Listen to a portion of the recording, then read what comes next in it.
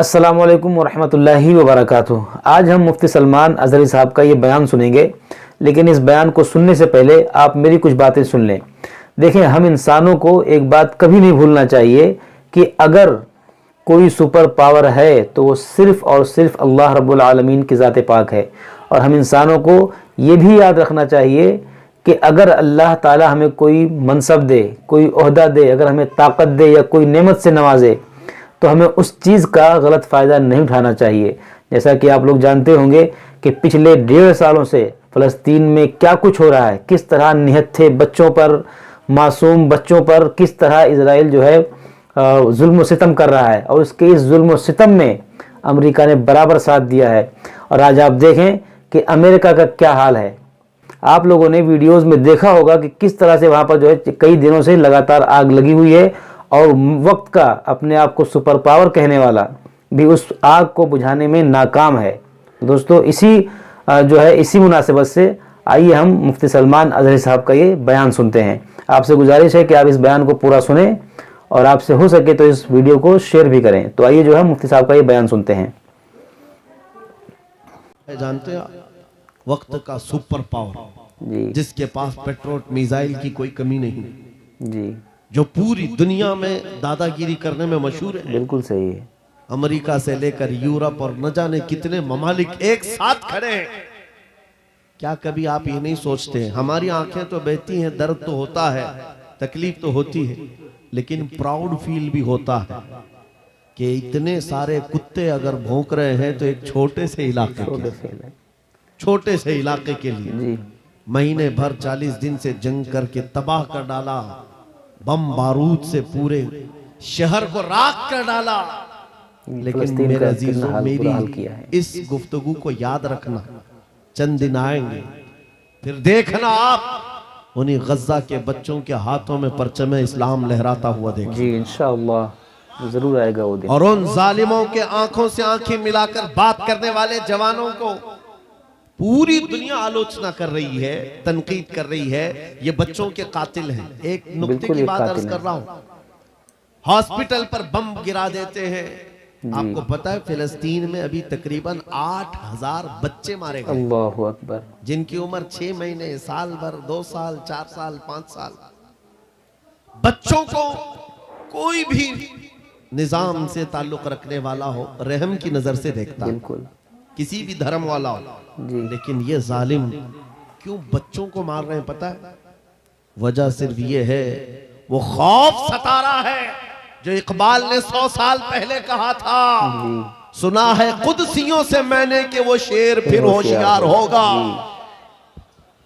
इकबाल ने कहा था, सुना है कुदसियों से मैंने कि वो शेर फिर होशियार होगा। कौन सा शेर?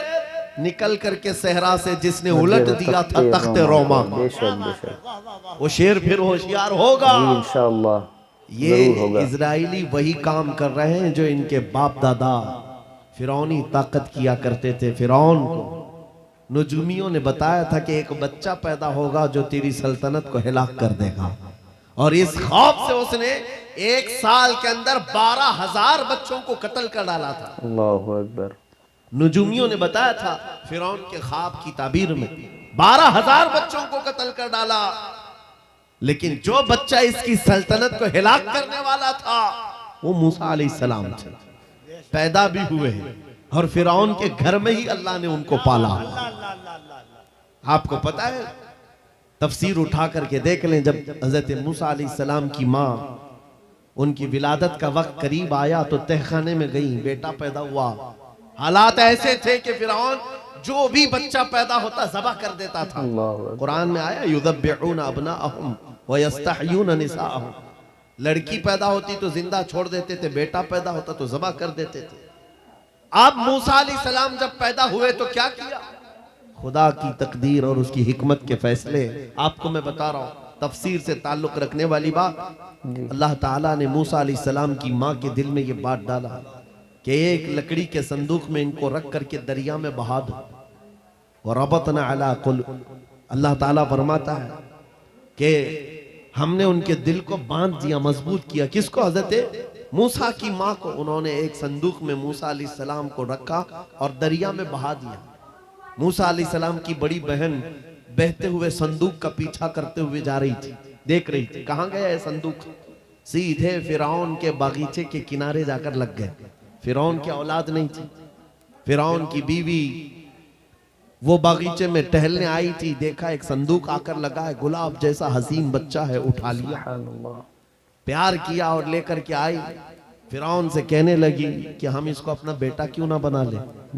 पहले फिरौन तो डरा कि कहीं वो मेरी सल्तनत को हिलाक करने वाला बच्चा ये तो नहीं है। बीवी ने कहा कैसी बात करते हो, ये तो दरिया से बह कर के आया है, तुम्हें पता नहीं मौला कहां से बहाकर तुम्हारी हिलाकत को लाए। तुम्हारी हिलाकत कहां से आएगी तुम्हें अंदाजा भी नहीं है। सुनो मेरी बात को।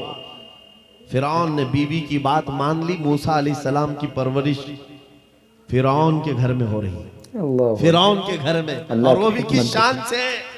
मूसा अलैहिस्सलाम पैदाइशी बच्चे हैं, दूध पिलाने की बात आई तो किसी दाया का दूध आप पकड़ते नहीं। मूसा अलैहिस्सलाम की बहन भी वहां खड़ी सब देख रही थी। फिरौन की बीवी से कहा मैं एक दाया को जानती हूं जिसका दूध हर बच्चा पकड़ लेता है, कहा बुला लाओ, हम शाही खजाने से उसे इनाम भी देंगे।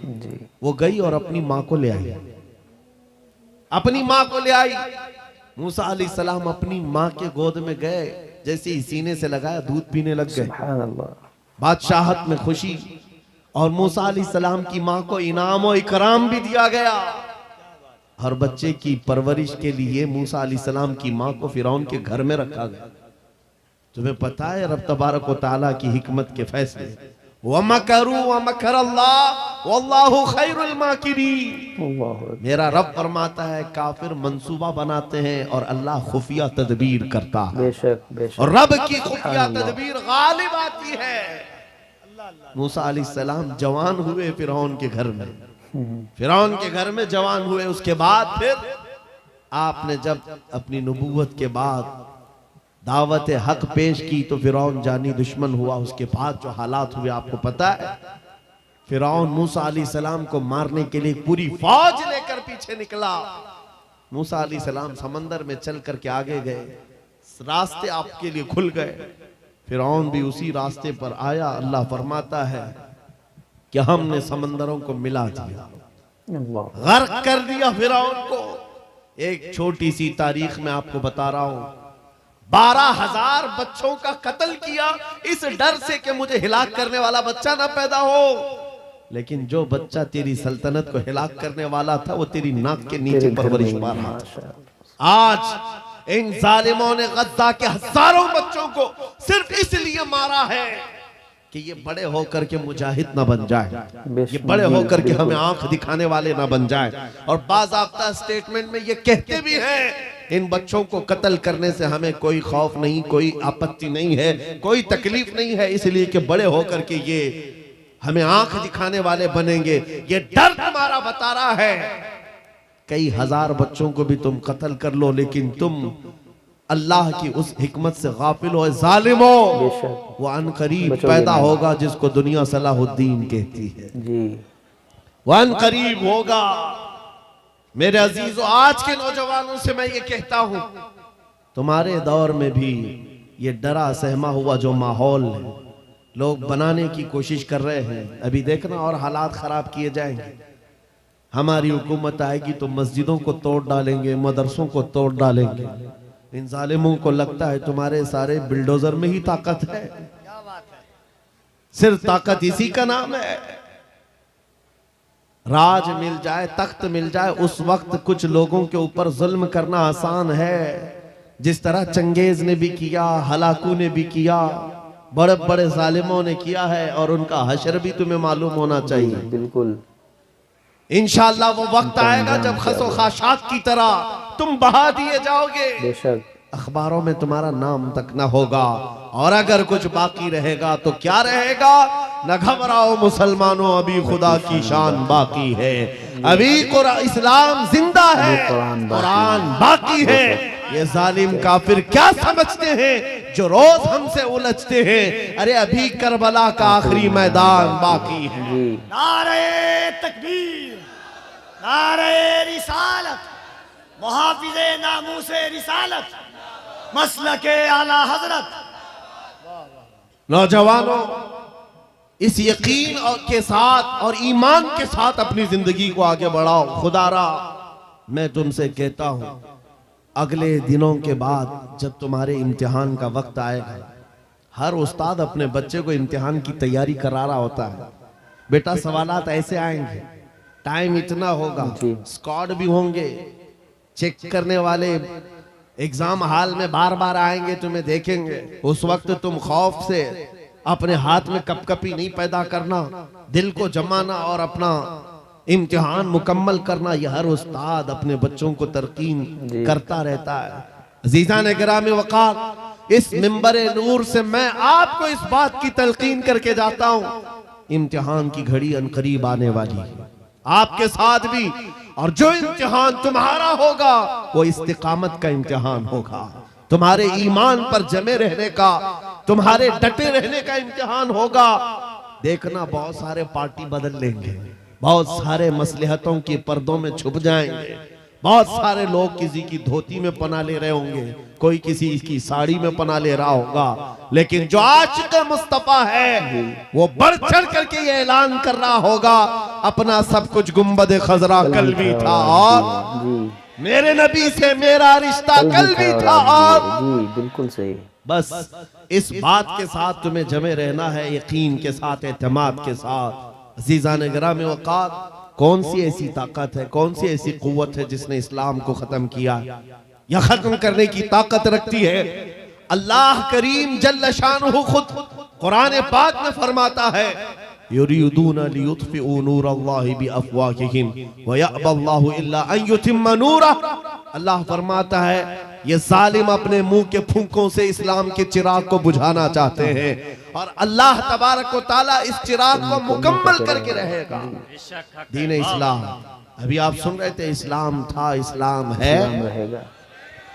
इसके साथ कुछ नहीं होना है, आपका इम्तिहान होना है।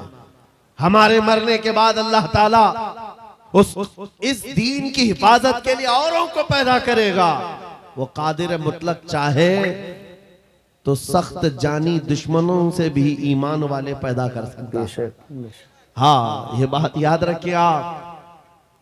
ततारी जिन्होंने बगदाद को हिलाक करके रखा था, रब तबारक व तआला ने उन्हीं के सीनों में ईमान की दौलत दी और वो मुहाफिज़े इस्लाम बन गए।